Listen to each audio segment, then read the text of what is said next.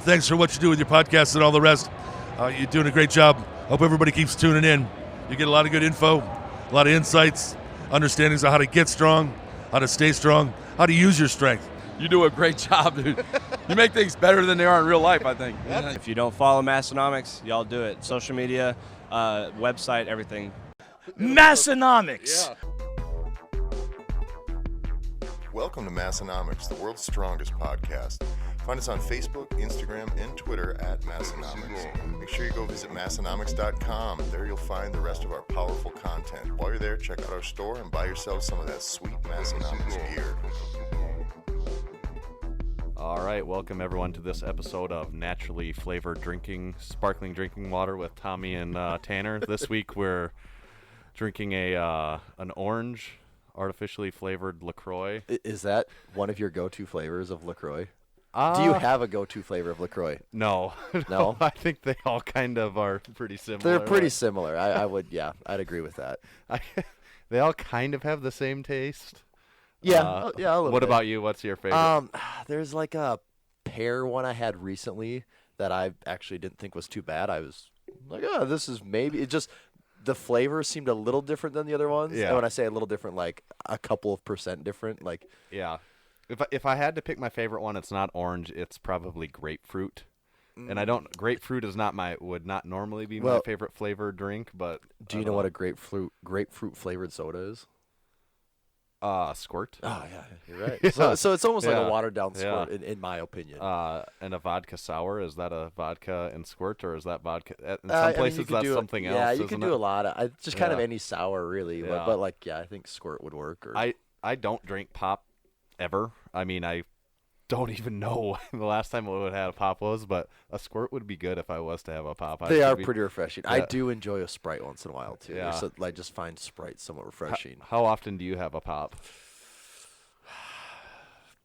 I mean, if I'm like really if I get fast food and I'm just thirsty and I don't want water, and I just say number 6, Yeah. Sprite is my go-to. But I never go to the gas station I got to get something to drink. That's never on my list. Would you say once a week? Or? Maybe once a week because Yeah. I think some weeks I probably don't have any, and then other weeks, depending on what's going on, I might go through a drive-through twice and get something. But that'd be about it, I think. Prior to coming onto these within maybe the last few months here, I never had anything I never drank pop or anything. So this is kind of my replacement for that Yeah, now. It yeah. gives me something to have in a can. Yeah, it's a nice And in between. You know what's really good about this one? I mean, it's style points really Yeah. is what it's going on there. When it's wrapped in this navy blue Massenomics koozie with the Massenomics logo on one side and the Lift logo on the other, it really doesn't matter what flavor it is. No, you just look good doing it. So The sound of refreshment. on Beers with Chad, he always Yeah, takes a pauses for drink. that, yeah, and I'm like, for that. I don't know if it you have seems, to sometimes do it that. seems like it takes a little longer maybe than it's supposed to. It's And like he's reflecting there's a on long what just and happened. Yeah. and then he kind of grades it, I guess. Yeah. So Yeah. I guess this particular LaCroix is not too bad and not too good, much like all Yeah. LaCroix. Something just in between. But we probably didn't touch on this. It is just Tanner and I this week. Yeah. Actually, maybe for the first time ever. I would say it probably is the I first think time. so, right? yeah. So hopefully by the time you're hearing this, it isn't completely exploding in your ears and it sounds kind of like a podcast. Yeah, because I'm not worried that we know how to talk into a microphone with just each other in the room. I'm pretty positive we can do that without I think so.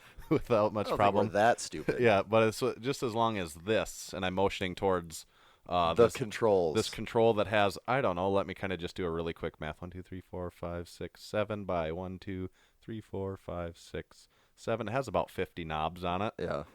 If you just point them all in the middle, you can't be wrong, right? But this one's to the side. That one's to the side. Yeah. Well, we'll just assume we're good to go. Yeah. So, I saw a particular. Actually, I went to Sturgis for my first time ever, 2 weeks ago, 3 weeks ago. So maybe there's people out there that don't know what it means. If you go to Okay, Sturgis. so yeah. I would assume most people probably do, but in I think case you so. don't, The Sturgis Motorcycle Rally is probably the biggest event that happens in South Dakota over the course of a year. Yeah. Allegedly, the size of the state like doubles kind of during the week. Yeah, I think on a good year, the attendance of the Sturgis Motorcycle Rally in the Black Hills can be close to a million people. Yeah, and when the state only has like what's our population, like 700,000 ish. That sounds right. So so it can like double the Yeah. state, which is pretty crazy. But it is a cool place to go. The west side of the state has a lot of mountains, trees, just craziness that doesn't exist where we're at in our flat. It's hard to imagine that it's in the same state. Yeah, Like, it if is. you- But it also, it is like 7 hours away. So in most places, that would take you across one, if not two states or more. So yeah, for sure. you do travel several hundred miles to get there. But Yeah. um, So you've never been there before? I've for the never been there. No, motorcycle? and I guess you've been there several times. Yeah, I've went- You're kind of a motorcycle guy a little bit, maybe less than you used to be. But Yeah, I still have it. I just don't ride it near as often. A Harley Davidson and Big Shane, who we a member of Massenomics Gym, and we've talked about him on here as much as we've talked about any member from Massenomics Gym. But him and I we rode our motorcycles there together, I think 3 years in a row. Jeez, triple And- threat. Yeah, and we stayed in campgrounds, usually not in a tent. We stayed in like little bunk cabins, or like one time Okay. we rented someone's shitty old pull type camper Yep. that was set up, like pretty much anything you can go and do. There's all kinds of options, but yeah, so I've done it 3 times. But it's been a while. I probably haven't been there in 5 years now. Okay, yeah, and see, for me, I went. Actually, this was Leah and I both went. And my parents go like every year, so it was meeting up with them. But they do it like they get a room at a hotel somehow. Like it's super easy, just they're not camping or anything like that. And I get the impression Sturgis is kind of known for having these big campgrounds, like the Buffalo Chip and what's the other one? Broken Spoke Broken is a Spoke, big okay. one. And they Full do like Throttle Saloon. They is do a like big hot concerts spot. out Yeah. there. Like they'll get. I think like the night before I was there, like Eric Church was one of the headliners, and it seems like they always get like AC/DC and kind of like the band Disturbed. yeah, things like that. A lot of stuff that you think would fit in yeah, at a place like with. it's more with- like you don't see a lot of like new acts. Like Kid Rock is always like Well, there yeah. every year. Did you go to that one? No, or- see, yeah. no, my buddies Okay. did, but I didn't. That was the night before. I didn't make it there. So Yeah, because Kid Rock is a big one there. I think, Yeah, like, people love that. and I think he loves it there. I too, think so too. Yeah, that's probably. That is probably as good of a market crowd for him as Yeah, he gets. they but- used to have big pay-per-view WWE matches. see. there, That's too. that would be pretty cool. That was actually. before I ever went. That'd but be pretty cool to yes, see. Yes. But anyway, so I get to Sturgis. We walk down Main Street where the hundreds of bikes are, probably thousands of bikes are parked. Yeah. And there was one particular thing that caught my interest, and there was a pull-up bar there, Oh. and it said, if you hang for 100 seconds, you win $100. Was it a rotating bar or a It was stiff a bar? I did a Okay. little research because I'm Yeah. like, why is this so, like 100 seconds isn't exactly easy, Yeah. but it seems like there should be someone popping up every so often that could like pretty much get that every time. I think it was like Yeah. a $10 entry fee, I think. And so I'm sure the guy doing this is just making bank because Yeah. people would go first 30 seconds looks easy, and then you'd start to see them like shaking or trying to like adjust. And How much was the cost? it was, I believe it was a $10 entry, and you'd get $100 if you could hold on to this rotating pull-up bar for 100 seconds. So obviously less than 1 in 10 people can do it because that Yes, guy's not and, doing it to lose money. Just the few people I watched, I don't know if anyone made it past 50 seconds even. And I mean, this is like just your most Yeah, average dudes right, just right. walking up. But I was a little surprised by that. I still thought with a rotating, because that's not really a whole lot different than the rotating thunder or Rolling Thunder. Rolling yeah. Thunder, yeah. Yeah. I mean, because that's the same concept, isn't it? It spins, so you Yeah. can't really take advantage of. Like, yeah, you can't take advantage of different grips or like gripping a pull-up bar. Like, I Yeah. mean, if you're just Yeah, listening, with- you can't like see with what your I'm doing. hand It wrapped almost Yeah. over the top. Like making a C almost with your hand. Yep. But you would think in Rolling Thunder, I really get how that's makes it much more difficult because you're picking it up from the ground. Mm-hmm. But you'd think hanging. Yeah, and that would be they less of a allowed factor. they allowed either over or under grip, but no mixed grip. Oh, Which does make sure. sense. Yeah. And so I was surprised by that. I had to like, I made a note of that to think, like, look that up because I'd never seen it. And when I was looking around online, it also, some people also made it sound like some of the bars are like almost even waxed a little bit, so they're even extra hard to hang on to. I don't know if this was the case. I didn't want to be the guy to look really dumb to not. Did you consider trying it I at all? did for a second, and then I'm like, you know what? I'm not good at grip stuff anyways. I think there are quite a few guys from the gym that I believe could probably do it. I would have wanted to try it. I don't believe I could do it. I'm not being Well, like, I could do that. I just would be like, and that's how where far you're at a can I make? disadvantage, though, is because you have your entire body you have to support with it. Like, that's one of those things that's like a light guy thing where. I would feel like there's like a lot of, there's a lot of people into CrossFit now. Like, there's a lot of people that do CrossFit regularly that are walking around the streets. I feel like a lot of those people could be good at that,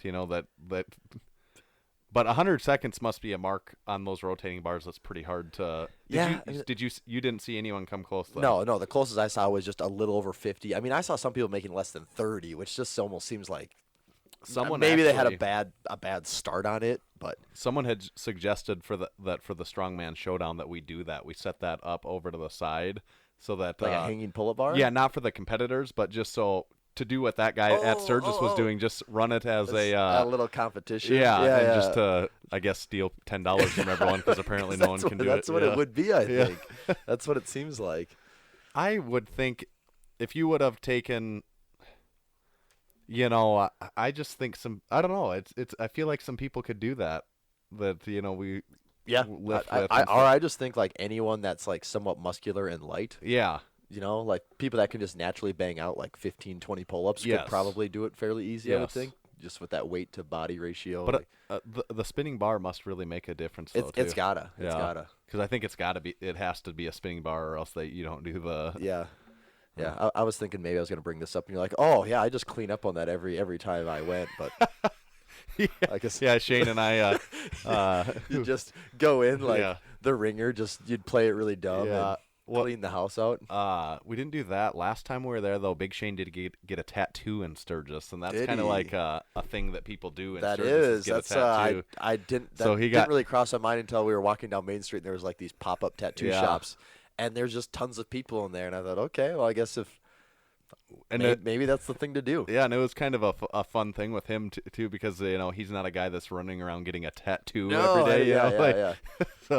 But he. Kind of I think that was a bucket list thing for him, is to get a tattoo at Sturgis. Yeah. It was kind of cool. On the way back from Sturgis then, I had, because it is like a 5.5, 6, whatever it is, hour car ride, I did have a chance to catch up on some podcasting that I had been behind on, and the Massenomics podcast. Well, I'm already up on that. I don't fall behind on that. But the one that I did want to catch up on was the Bikram yoga that you had talked about. Yeah, the ESPN. The 30 for 30, which I didn't even know until you said that 30 for 30 had its own podcast series, which seems like a really good fit for them. And I did enjoy it. It was really good. It was super interesting. I was not familiar. I don't know like anything about yoga. Yeah. My yoga knowledge is like poses and stretching, and then there's a variation where people do it in a hot room. Yeah. That's pretty much. And the one time that we did it for and then, a podcast. I mean, the one time that we did it on the podcast, like, I mean, my knowledge level went infinitely larger, and it's still like too. nothing. But I would recommend people give that a listen. I think it was like 4 parts. Each one was between 30 minutes, 40 minutes. So it's not a super quick listen, but also compared to like a serial or something like that, it's a third of that. Probably, it is a third of that, and it's really well produced and everything. But they did bring up some interesting things in there, because the whole thing with this guy, with this Bikram yoga, is that this guy, this yoga guru out of India, he came over and kind of created this yoga routine, and then he made his fortune basically copywriting the routine, and then charging people like, what was it, $10,000 to become certified. Yeah, and you're saying the word routine. Isn't there a word that they used a lot in that? They did. It was, I don't know how many poses it was, like 20 of them, but it was those specific 20 in that specific order, and reading the script as he had written it out. I cannot think of what that was, but yes. And for anyone else, I mean, for routine is the word what it is, though. Right. And so the thing that I thought was really interesting that someone brought up was people started to get into trouble because they were kind of like followers of him, you could say, and then they decided to break off and do their own thing. Well, they were using his same routine. They were changing some wording and doing some things, but they were still doing these 20 poses in the same order. and he was suing these people and winning. And one of the people that came on, and I can't remember if it was the lawyer or who it was, but he said it would be no different than if Arnold Schwarzenegger made an arm routine and then you took it and did that. He could sue you too. And I kind of thought, like, I don't know if he actually could do that though. Like, If he could have done that, I feel like he would have. he would have done that. Yeah, and that's where I thought was a really interesting thing is, I mean, I get it. You can't just like take other people's like programming and things like that and like sell it as your own. Like that would probably be an issue. But Which that is we probably don't need to get into that, but that's a hot topic amongst some USAPL lifters Is right it? now. Actually, we haven't. so maybe we should table that one for a Yeah, bigger, because that yeah, one just got that's me a bigger thinking. discussion. That one That's a did get good me point. thinking though, like because the fact that I would have never even thought of it this way, but the fact that he likened it to something that I feel like I kind of understand, and saying that, well, if Arnold made this arm routine and all of a sudden you started teaching it to people, you would get in big trouble. And it's like, maybe, but Well, I think Arnold knew he couldn't make an arm routine and copyright patent whatever Yeah. and try and make that work. I mean, I don't think that would fly. yeah, no, I just don't know. I mean, but if that would, I feel like how many hundreds of thousands of people or hundreds and thousands of people are coaches out there that would love to be able to do that, copyright a leg routine or something like that. Like they'd be set. Right. But the fact that none of them are kind of makes you think like, well, they probably because it's not doable for one reason or another. But so that was an interesting thing. Overall, yeah, it was just the guru thing. I mean, we talked about Wild Wild Country.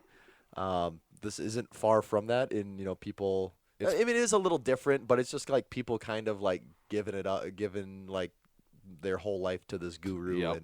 And it's funny how they even make the comparison themselves at the end of the did maybe that was a special thing that I listened to, but where they talked about it was the people that made it, and they were comparing it to Wild Country, how it had come out as they were wrapping this up. Wild Wild Country came out, and they didn't know because there was an extra. Yeah, there must have been an extra, I think. But they even made the comparison themselves. They're like, we weren't even like, we didn't make this because of that, or we weren't aware of what was going on with Wild Wild Country, but they drew a lot of similarities from it too. Yeah, and I mean, I'd like to talk more about it and go in depth, but I'd also hate to spoil it for people too. So I would just say if that's something that you're interested in, or that sounds interesting to you, I'd definitely give it a listen. Well produced. It's a good listen for sure. So that was their season this year. Was that that Bikram Yoga? that They did a series, full season almost as a series. But in the prior years, they haven't done series. It's individual episodes. Yep. Have you listened to any of those? I never have. No, and I they're wasn't all aware good, of that too. until they said that in the beginning, that this season they're doing this 4-part thing. Yeah, if you're ever bored So too. are they just like 40-minute things then Yeah, too? Just, maybe an hour or something like that. But they're all good, and they're all. It doesn't really matter the topic. Like, there's a lot of topics that, I'm not a huge baseball fan, but if it's about baseball, it's still good and it's still interesting. They have they did the Ric Flair video 30 for 30, and then they also did an audio something too, and it was really good. Yep. Yeah, So- I mean, that just goes for that whole company in general. I don't know if I've seen a 30 for 30 that hasn't at least been like thought provoking. Right. I mean, you might not care about the subject a lot, but it does make you interested in it. Yes. The one other thing then, because when we got back, we were taking it easy. Yeah. So I was getting caught up on even more media. Last Chance U, I don't know if we've ever actually talked about I remember getting a recommendation for you for Last Chance U. It's a TV show, or it's a series on Netflix. Yep. It's about a JUCO football program. The first 2 seasons follow this program. Was that in Texas, or where was that even? I forget. It was the south. It's somewhere in the south. Somewhere in yeah. the south. I don't know if it was Texas or not, but I don't think it was Texas. Now that I think about it, I feel like it was like Alabama, Louisiana. yeah, it was somewhere somewhere in down there. I'm pretty sure. Mississippi, I don't know. But this JUCO, they're kind of known for taking all of the D1 top prospects that got into trouble. Things wrong. It almost is all is getting into trouble, like Yeah. probation type issues. They're Maybe academic issues. issues, yeah, and they kind of almost have to lay low and clean up their act, and so they kind of disappear from D1 and go to this JUCO, and the first season really, really interesting, because it's like, I guess I didn't play football at a high level, but I'm like surprised to see like, is that actually how coaching should be run? Well, Like, and that's the big thing, is that coach. Yeah. That I don't know how you would describe what he was like, but I would say he's getting into fights with the refs. like the refs, almost the team, Yeah. like pretty much. I would a just lot almost of f-bombs. yeah. and- It just feels like a pretty toxic just situation in general for everyone. Yep. High tension, like. So was he back for the second season then? You know, or- I never watched the second season. Okay. I watched the first season, and it got done, and I was like, I think I've kind of had enough of that situation. That was Yeah. maybe a little, enough, just enough of it in general. Yeah. There's only so much I can take of just watching people yell at each other over and over before I just kind of start to lose interest. But Someone out there, correct me if I'm wrong, but I think maybe that he eventually got fired over the deal or quit. I mean, or it wouldn't something surprise like me, that after that came out. because that- I think there was kind of a fallout among like some of the staff and Yeah. everything with him, even like the teachers, because there was that one teacher that was like helping everyone so much, and then yeah. this guy's kind of coming in and kind of the whole thing's blowing up. But so then I saw season 3 had popped up out of nowhere, and I didn't know at the time if it was new or old, but it was a different school, and the coach kind of had a different flair for this one. So have you watched I haven't anything seen of this? it at all. No. I'll just give you a quick. It's along the very same lines. This one is a JUCO in Kansas, and Kansas had just changed a rule in the past like year or two. They used to always have a rule that you were only allowed to have like 7 out-of-state recruits on a team, and they just changed it to unlimited out-of-state recruits. Okay. And so the coach for this one is a really interesting character. He's supposedly grew up in Compton. He was the only white guy at his school, like the only white guy he knew, I guess. I'm not really sure how he ended up there. I can't remember how that worked out. But all the recruits and teammates talk about how like when they were getting recruited by him, they thought there was a black guy that was recruiting them. Yeah. But it's actually just this white dude, and he probably uses the F word 30 times more.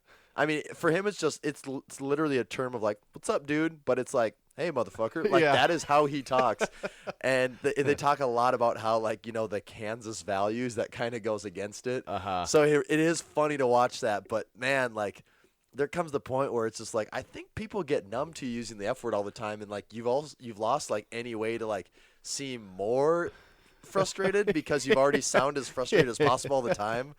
And I mean that goes on to coaching strategy and all that, which I don't know much about it, but I do recommend. It was entertaining. So you watched the full season? I did watch the full season. Yeah, it was good, and I mean they had recruits from like Michigan, Miami. I mean like pretty much all the big D1 schools, and some decent. I think people that maybe a couple guys that came out of D2 too, but. Kind of their goals to just get the job done and then move on to the next thing. And a lot of these guys do get recruited to go back to D1 by the time their time's done there. And that's a Netflix series, right? Yeah. And so again, really well shot, like well produced. So it is fun to watch. I haven't. We got Hulu recently, so I haven't even been. So on you have a Netflix, little change of programming over there. And it's. I still only watch now. I just watch like 2 shows on that. So what's but good on Hulu? Seinfeld. Ooh.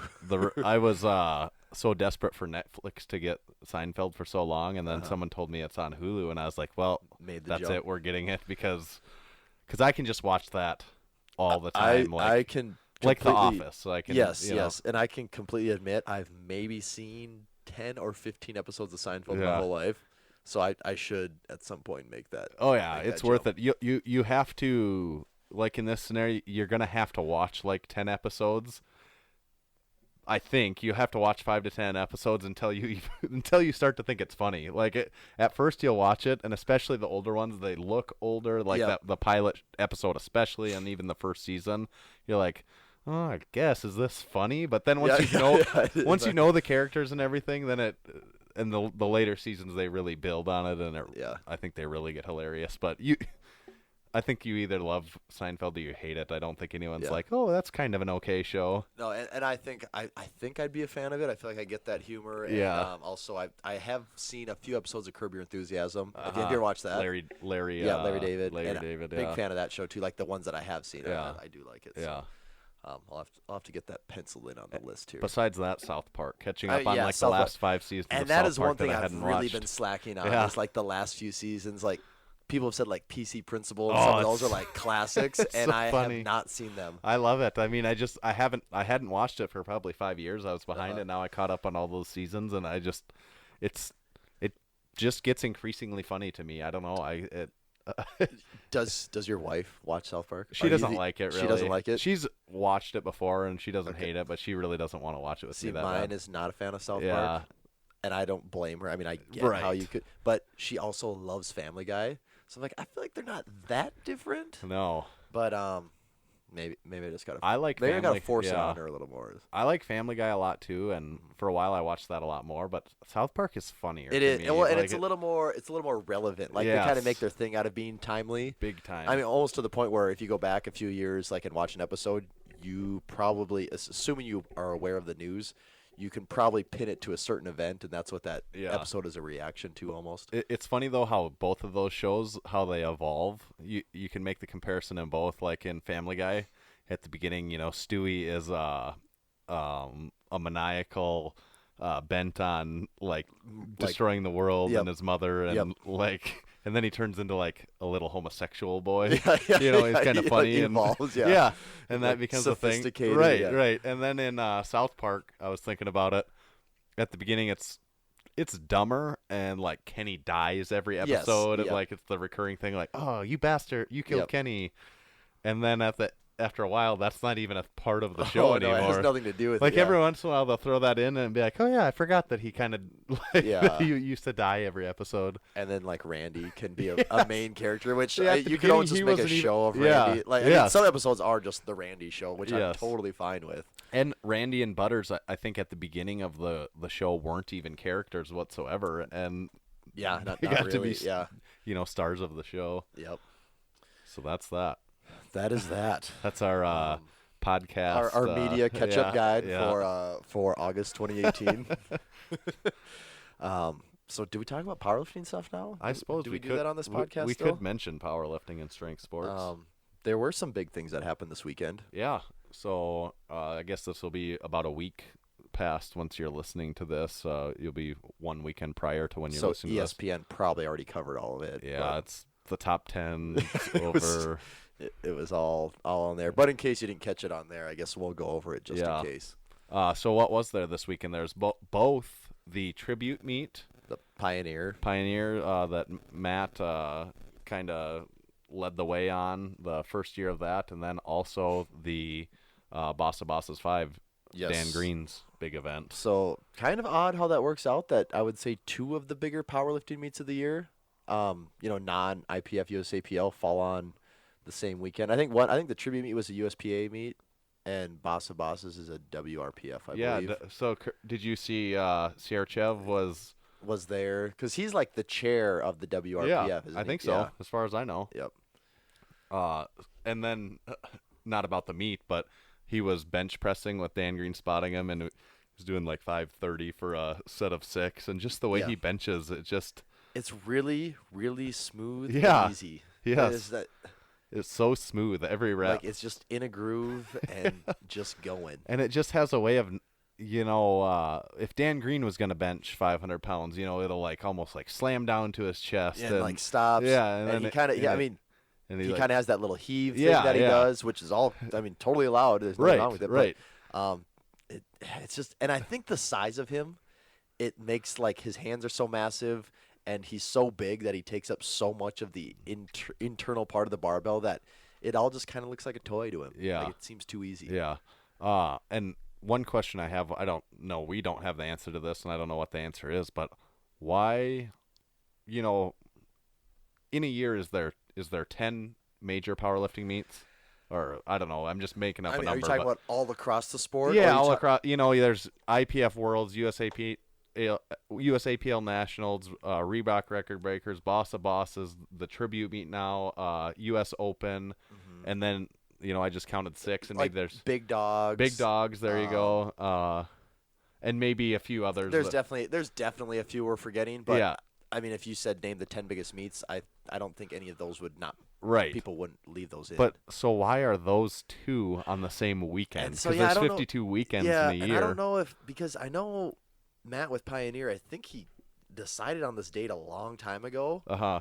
I thought he did at least. I think And so. So I wouldn't be surprised if like Boss of Bosses, like they just Just said we don't care, we're picked- doing it picked then. this one, yeah. and that's just the way it worked out. I mean, they had to have known that the tribute meet was also that weekend, You but would think because, and I mean that kind of seems like it's a lose-lose for everyone, like Yeah. the fans and the meat promoters, because like, okay, if you can possibly get 2 months between them, like then some of the guys can do both, and that just is bigger names, bigger or more money for both people, Right. more spectators, because you're not dividing everything at that point. No. But also, I don't know, is Big Dog's in like a month or two anyways? Yeah. So I think it probably. it might just be like it's just the nature of the beast, I guess. Yep. Results wise, I mean, starting with the tribute meet, I basically don't know. I don't think I haven't seen from what I know. John Hack was lifting there. I haven't seen anything of how John Hack did. For Steve Johnson, Forsaken Warrior, I thought he was going to be lifting there. Yeah. I haven't seen anything about that. Yep, I didn't either. Ben Pollock would be another big name. I believe he got hurt. Okay. It was either quad or hamstring injury, which I Okay. think he had kind of already been bugged with. But yeah, I didn't see a lot coming out of it, and even like on Instagram, there wasn't a lot that I saw either. Like I saw CC had like a big deadlift, So she was in. the tribute meet. Yeah. Okay. Yep. And So like, she must have broke some records I did not. of some sort. and- I did not know this until now. It said junior world record. Yeah. Is she like 22 only? or That's something, I or I 21? wondered about that too, and I think it said like her last chance at a junior record. So I don't know what the cutoff is even for sure. And as we're talking, I just saw a picture, and Kevin Oak must have been lifting. He in the did, and I believe he made a shot at Larry's like 242 record. Okay. And I think it came down to like the last deadlift, and I believe that was the he missed it, but I think that was what gave him the chance at it. I'm just trying to see if I can find any actual details Yeah. from it here. It's slow to come, and not. I don't know who did well and who didn't do so well, but when people don't do so well, you don't see a lot out of It just kind of is like it never happened. Yeah, because our news source is social media and their Instagram accounts, basically, and something like this, and maybe Reddit, like as the one other alternative. Yeah. And so if they do not so well, a lot of those guys don't post anything, at least not for a while. Then a few days later, you'll see something, and Things will start to shake out a little bit. Yeah. But it's not like if they set an all-time world record, they're usually that's Oh, yeah, getting thrown up and that'll get out. circulated all over the place. Yeah, it says Kevin Oak went 6 for 9, 804 squat, 534 bench, 804 deadlift for a 2143 total. Okay, and he was lifting in 242, I suppose, and didn't. Yep. And that was not a world record then. So I don't know. Do you know anything else about the tribute meet then? I guess we haven't heard a lot about it yet. I don't think. I just haven't been able to see much. I'm checking Reddit right now, and I just don't see a whole lot on there for it. There's maybe a better source for these things, but I'm not completely sure what they are. Something that happened with Pioneer's page. Did you see this? That No. This was just a few hours ago. That Matt at Pioneer put out a post. Someone hacked their account and stole Pioneer_fit, which has always been their Really? handle. He says, I don't know if it'll help, but please go report that page and tell Instagram that they stole our name. Oh. So now they show up as Pioneer Powerlifting, originally Pioneer_fit. So that would be that sucks for super them, annoying. yeah. But I don't know how it works because it still shows up as 81,000 followers. Well, I think just their handle change was all. Okay. So, yeah, I'm not sure specifically how that goes, but I guess that would be like if you change your name to Tanner, then technically, I guess the Massenomics handle would be available and someone could get that then. Right, okay. That would be super annoying, though, for that to happen to them. So, I guess the lesson is have really secure passwords, kids. Yeah. So someone hacked and you think changed this name to something else and then went in and, Apparently, yeah. And I mean, there's like bots that can do a lot of that stuff too. Yeah. I don't know. It's a lot of weird stuff can happen, but that's probably what it was. A bot or a person somehow got in, changed something, got them out of it, and ran with it. Huh. Well, that would suck. Let's hope that don't do that to us if you're thinking about that. I don't know what would be in it for you in the first place, but nothing. Literally nothing. Yeah. In the Boss of Bosses, we do know a lot more about that. Yes. A part of the big reason we know about that is because of the relationship they had with Open Powerlifting this year, and you were kind of explaining that. Yeah, Open Powerlifting kind of are a one of the premier sponsors for the event, and so part of that deal was that they were going to get scores and totals published like right away, and they did do it like right away. I mean, I think these results were out as of like last night. And that's nice. That is really, and it's like, wow, everyone, meet directors, like, do this deal, like, get your stuff to them right away. They have it on there, and now, like, as fans of the sport, we can go and look, and like we see it all right here. We know positions 1 through 118 of the meet. I think everybody should be partnering with them to do that. Like, I don't know what's involved on the meat side of it, but I feel like you should be doing that. Yeah, I don't know why you wouldn't. It's just like it's a win for you. It's a win for your fans. Like, it's a win for the lifters. Like, they can have their stuff out there earlier. What does that? So do they? Behind Yuri's name, we're looking at the results on open powerlifting, and like behind Christy Hawkins' name, is that Boss Barbell Club? So is that your gym affiliation? That was something they were playing with. Is that possibly adding in some type of sponsorship, gym affiliation? So they could like put a Massenomics logo after our name. I mean, that is possible. Whether they would do it or not is a different story. But I think that was also part of the sponsorship deal with Boss Barbell Club, is that they were promoting Boss Barbell lifters with that, which is a pretty cool thing to see. Yuri, that other one there, I think it's like some Russian thing. There's a Russian. It's like the Russian social media platform of choice. It's like their logo's like a VK. Gotcha. I'm not sure what it actually is, but it is a Russian social media thing. So that's why you will see most people have their Instagram logo behind their name. A few people have the VK. Okay. The Russian people. Well, that's cool. Yeah.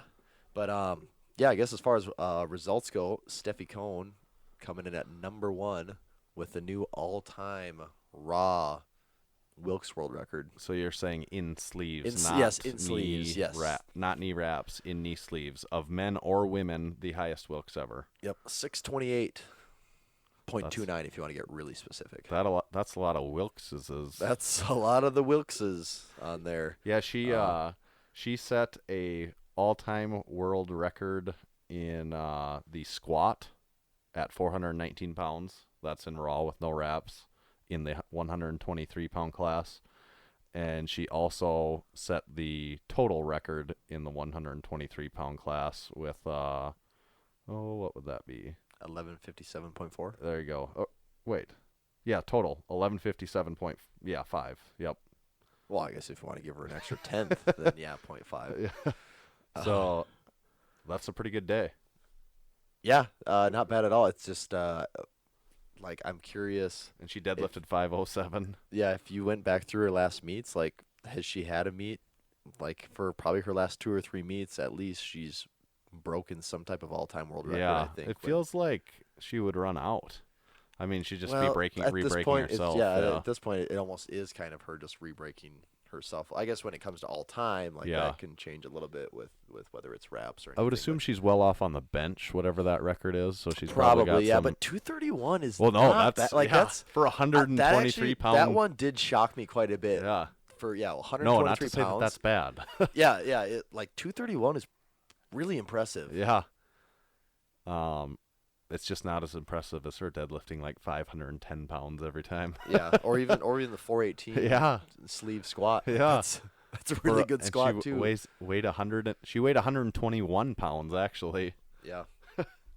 Pretty crazy. It is. Then what about? I've heard of that guy below her there. So Yuri Belkin, he got in second with a 623 point. We'll just say 623 Wilks. Yeah. His total was 2292, which is pretty insane that he's almost at the 2300 mark, and he weighed in at 229 pounds. Yeah. That's that total. That what you said, 2292, 2293, I guess. Yep.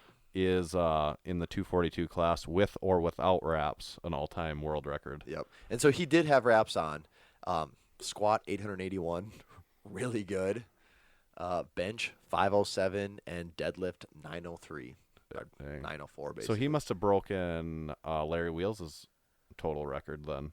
Didn't he have at 242? Yeah. Oh, yeah, probably. But Larry's, I think, was without. Was Larry's without? Okay. Was his just sleeved? I bet it was because he usually doesn't wear wraps anyways. But I bet you're right. So he probably still does have the highest total raw in sleeves. And then looking at this Steffi's 26 and Yuri's 27.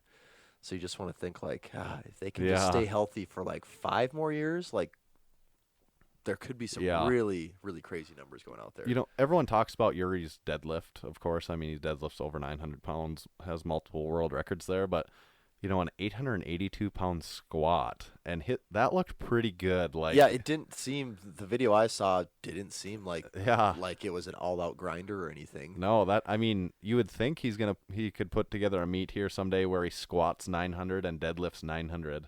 Yeah, I don't think that's unreasonable. And then bench, I think, will just continue to just steadily move along. So he should be breaking 2,300 pounds.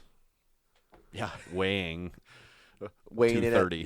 230 in the 242 weight class. That Tom Martin on third. Do you know him or follow him? Yeah, he's a big dude. Yeah, he's a strong fella. And he had a 2171 total, and he weighed in at 218. I actually thought he was for some reason in my head thought he was heavier than that.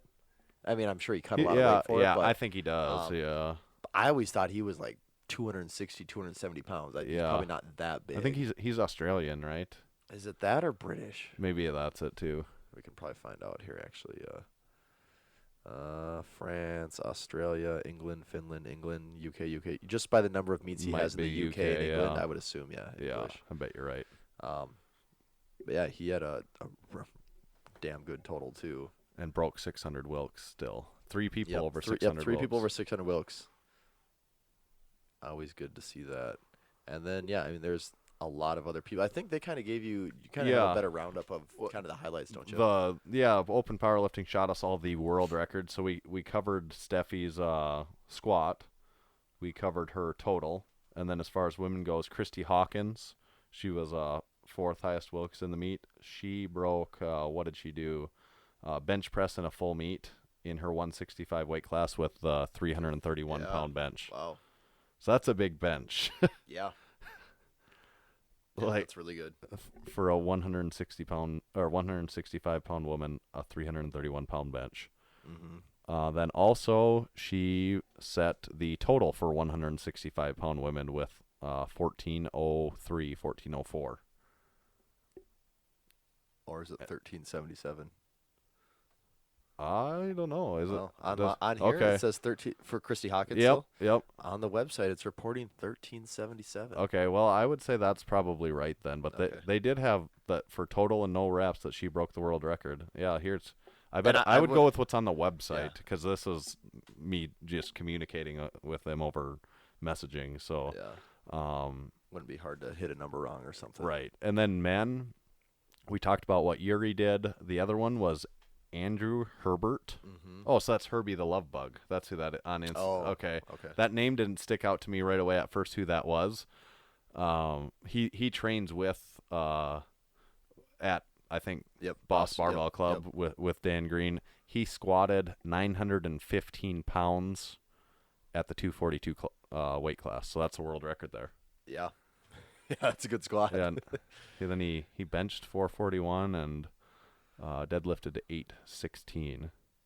Mm-hmm. Seems like he would have some room to grow on his bench press, I would think, to catch up with those other two enormous numbers. I mean, that's the one that's lagging behind. Yeah. I wouldn't say it's really lagging in the scheme of things, but in comparison, that is you're probably not going up a whole lot more on a 915 squat. No, in contrast to Steffi and Yuri, Herbie the Love Bug is 36 and Christy Hawkins is 37. Yeah, and they're 26 and 27. Yeah. So yeah, there is an age gap there. So they're setting those world records at 10 years older. Yeah.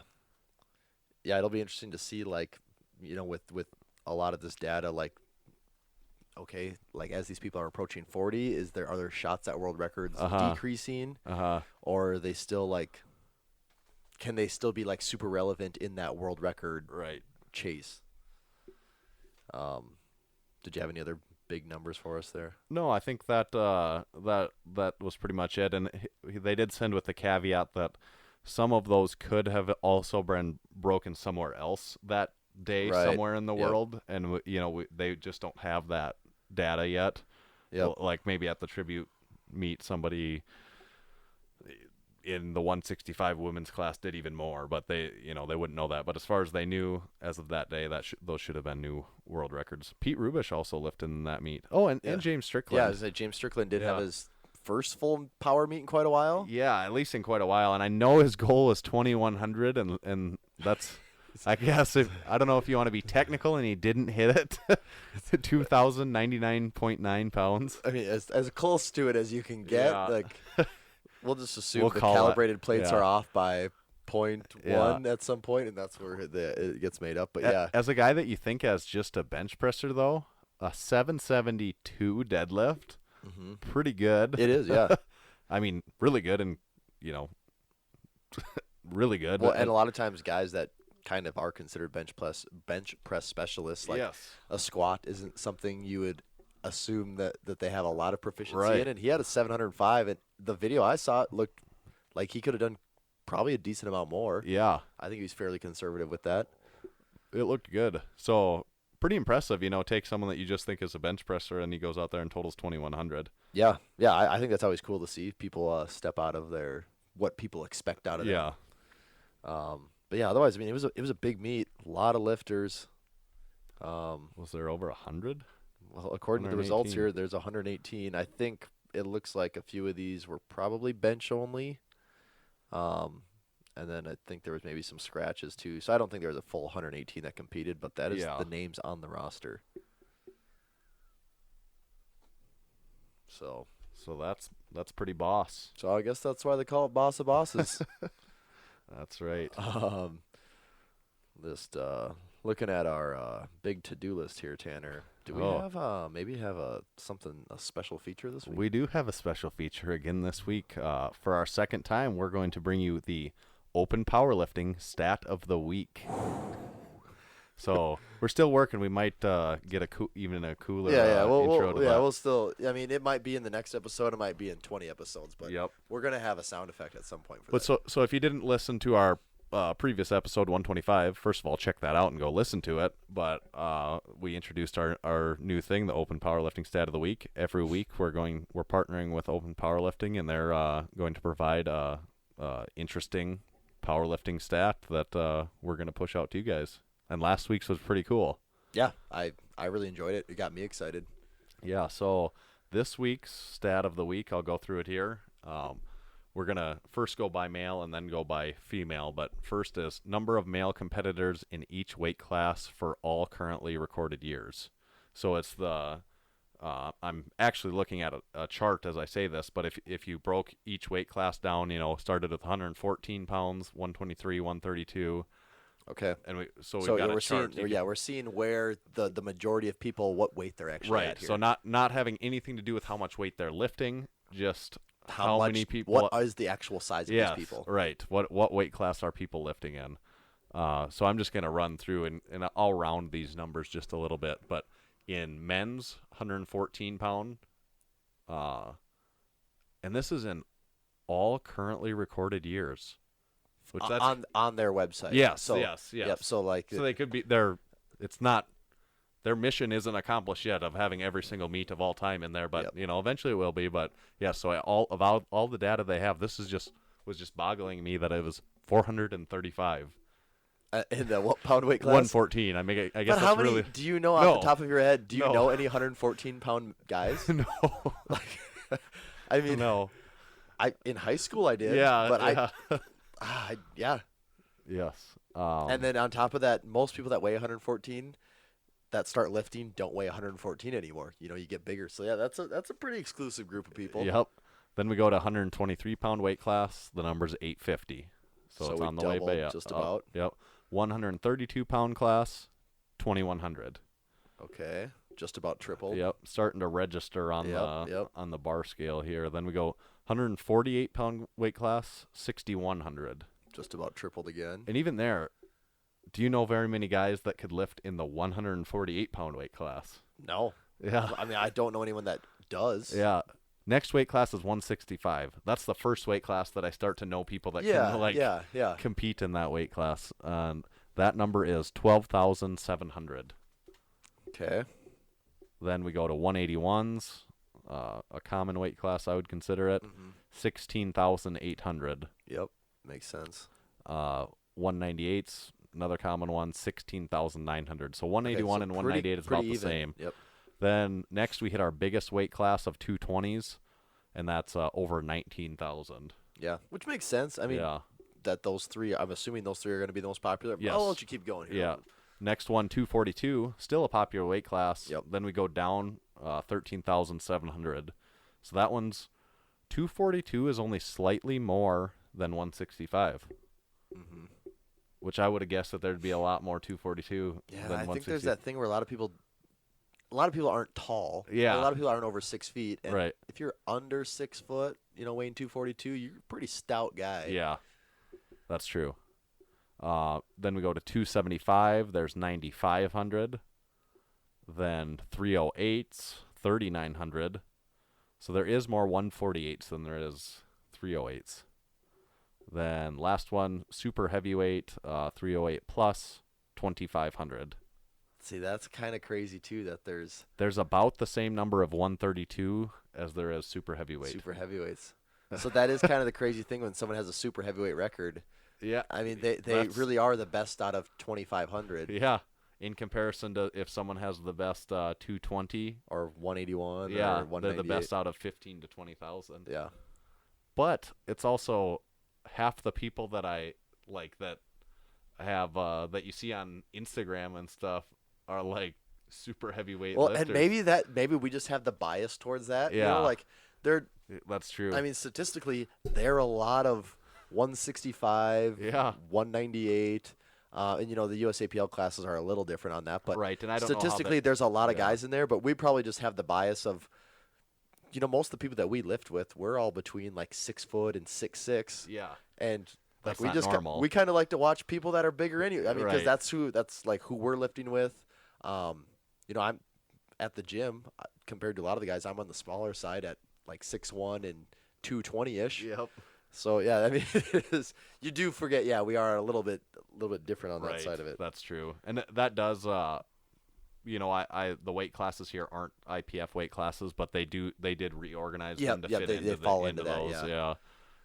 So that's men. We'll look at the women here side of it also here quick.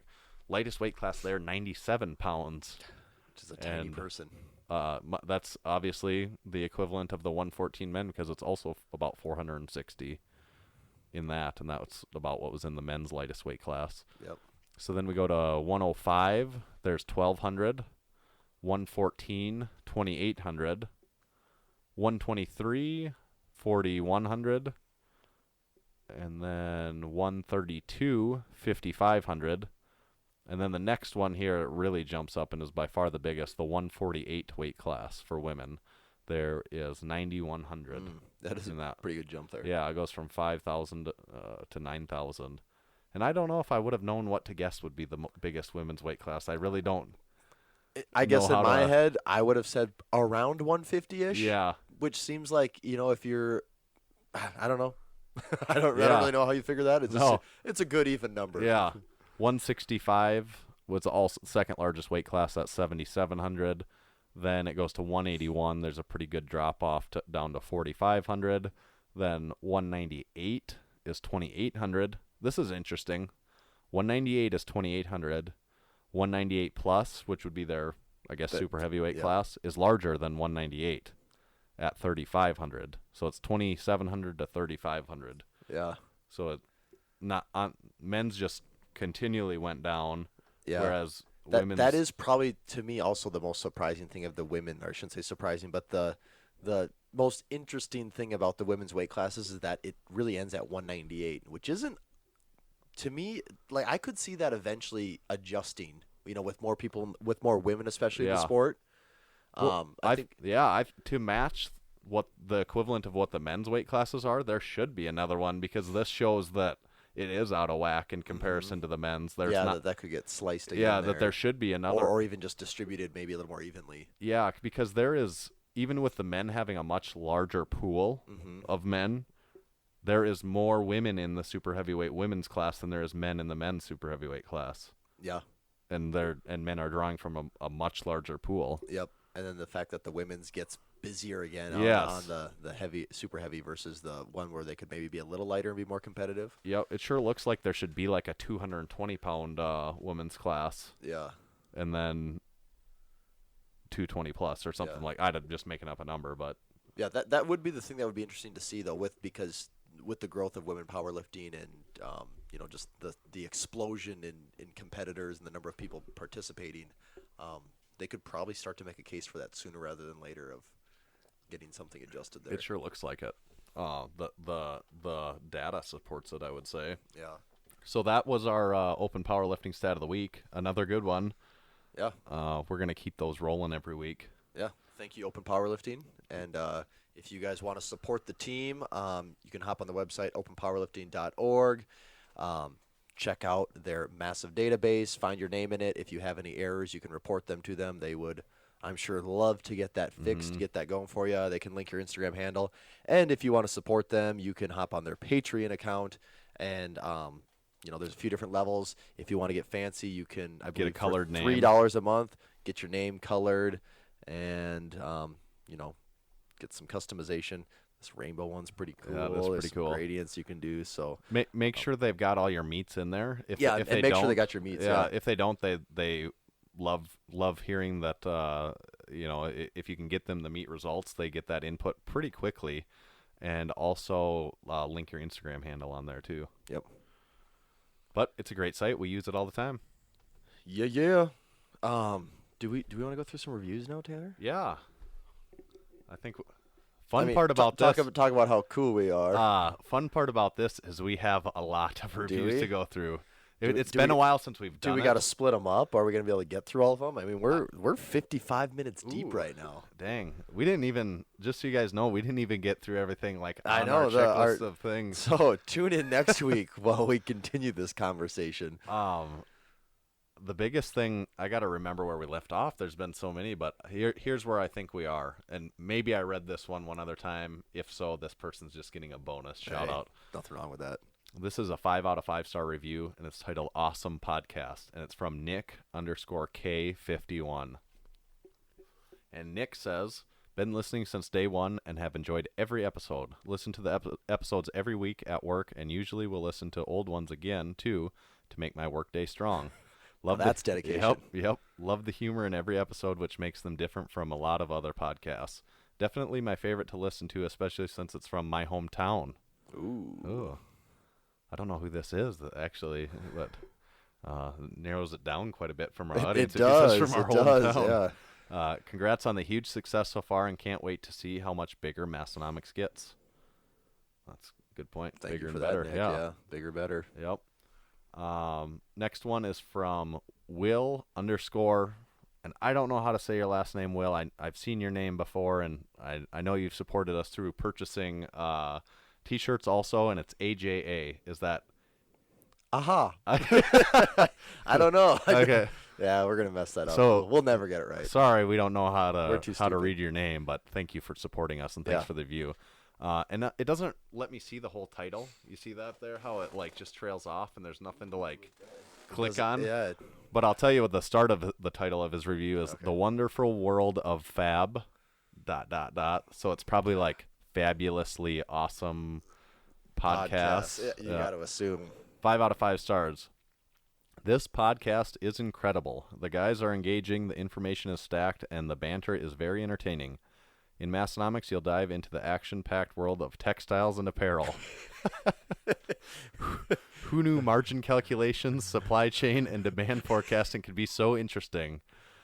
I think I know what he's talking about here. On top of becoming an expert in textiles, you'll also learn an implausible amount about game theory as it concerns team assembly and draft techniques, as well as the intricate and fascinating world of welding and metalworking.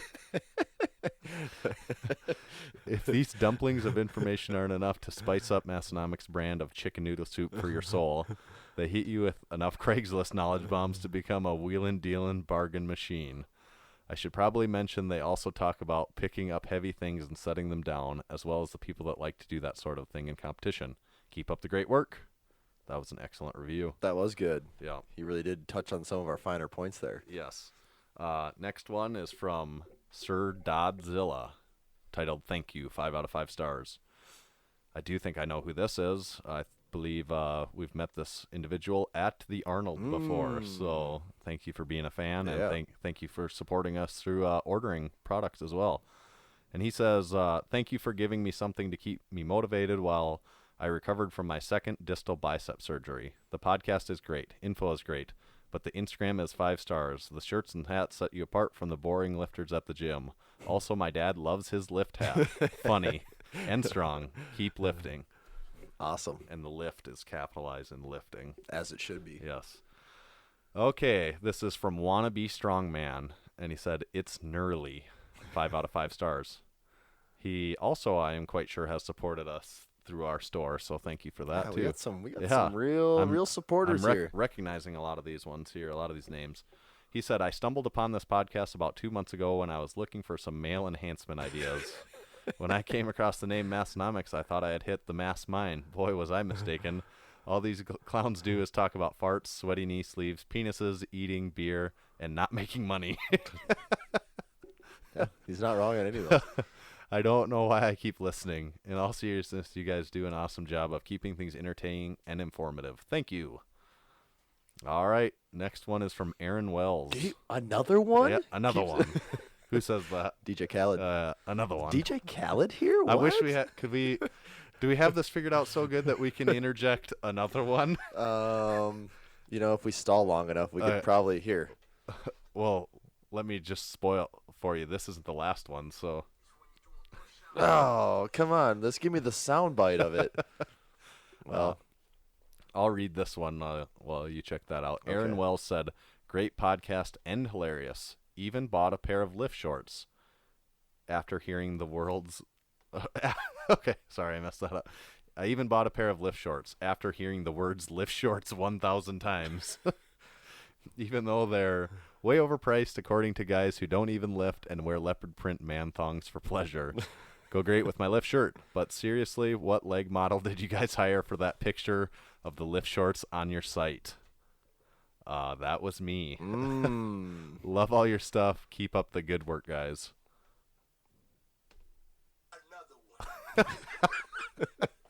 I hope you guys could hear that. This, I hadn't read this one before. This is from Not Bud Jeffries. The fattest thing I've done is the title. 5 out of 5 stars. Do you like intelligent? So isn't there an Instagram account, Not Bud Jeffries? Is there? I thought at one point there was one. I but bet this. I could be wrong. I like that if there is. Yeah. Do you like intelligently cultivated banter about hoisting various forms of mass? Do you also have an hour worth of chores that require some form of background noise? Well, this may be the podcast for you. I don't miss a week, and I actually pay attention at least bi-monthly.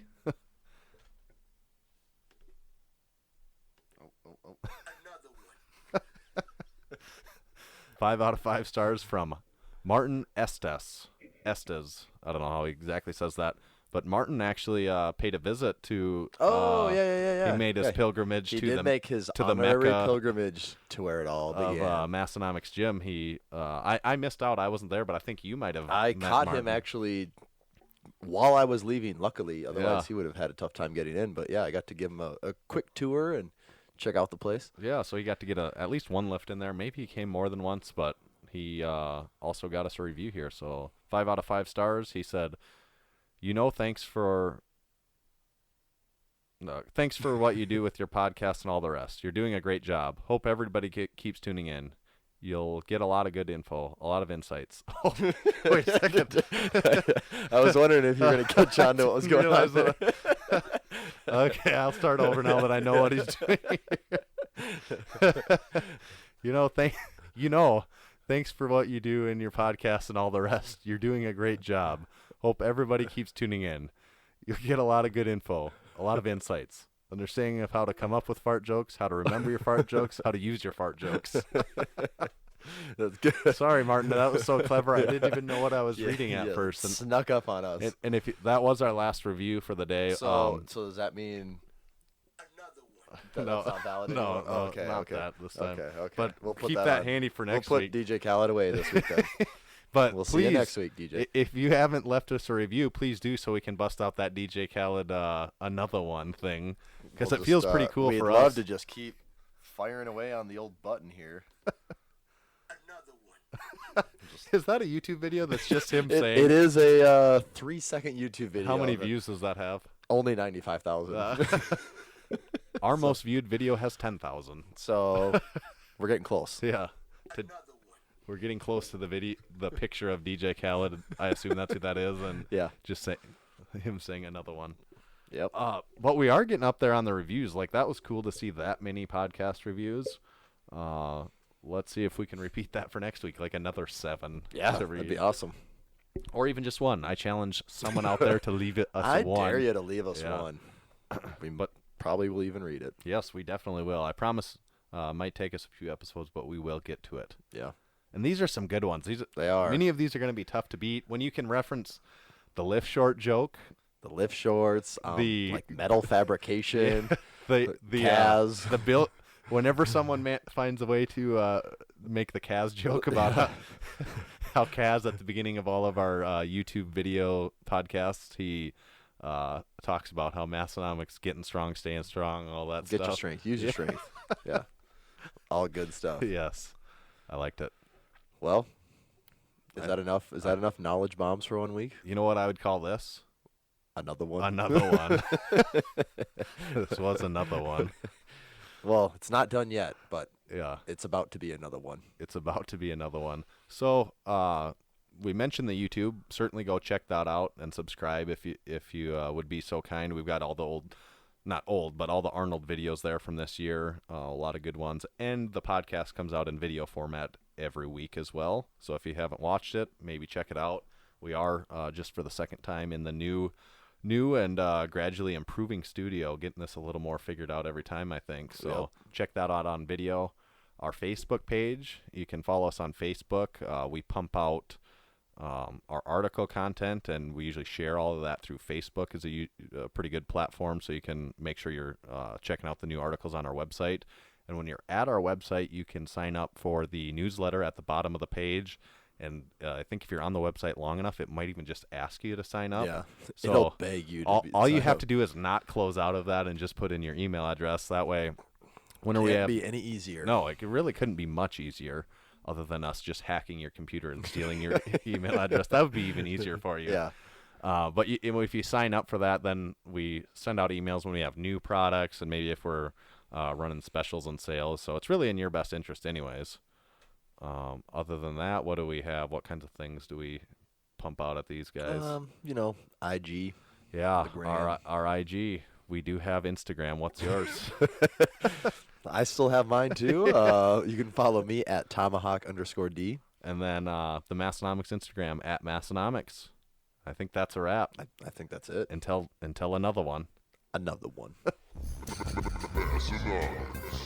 You just heard the Massenomics podcast. With your ears, you're welcome. Check us out on Facebook, find us on Instagram at Massenomics, and make sure you visit Massenomics.com and buy some of that sweet Massenomics gear. From your friends at Massenomics Studio, home of the world's strongest podcast, stay strong.